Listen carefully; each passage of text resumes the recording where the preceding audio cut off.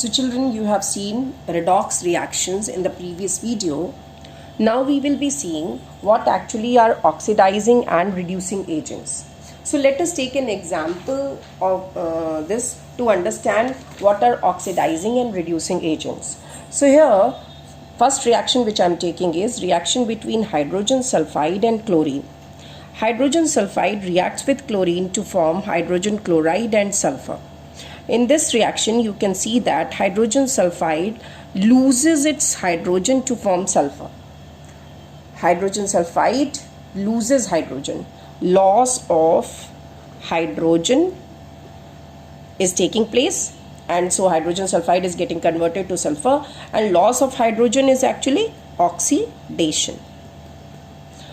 The hydrogen which is lost by hydrogen sulfide is taken up by chlorine, and that chlorine gets converted to HCl.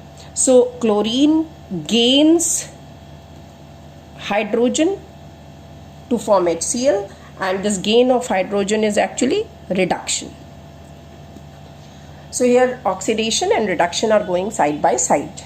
Now if you see properly, chlorine gets reduced to form hydrogen chloride, and it gets reduced because it is getting hydrogen from hydrogen sulfide. Means hydrogen sulfide is providing this hydrogen for reduction of chlorine. So you can say that hydrogen sulfide is reducing agent in this reaction. And in turn, what is chlorine doing? Chlorine is taking up this hydrogen from hydrogen sulfide. So after chlorine takes the hydrogen from hydrogen sulfide gets oxidized to sulfur. So you can say that chlorine, which is taking up hydrogen and helping in oxidation, is actually oxidizing agent. Now let us see another example of this oxidizing and reducing agents. Suppose we have copper oxide reacting with hydrogen to form copper and water. In this reaction, copper oxide gets converted to copper by loss of oxygen, and loss of oxygen is reduction. That means copper oxide is getting reduced.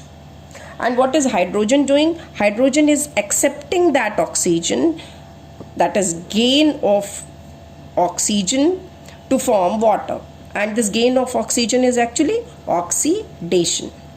So copper oxide is losing oxygen to get reduced and form copper, and hydrogen is gaining oxygen to convert into water, and this is oxidation. So hydrogen is getting oxygen for its oxidation from copper oxide.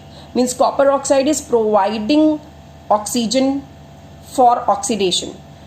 Copper oxide is providing oxygen for oxidation of hydrogen. So copper oxide is oxidizing agent over here, and hydrogen, which is taking up oxygen of copper oxide, is actually reducing agent.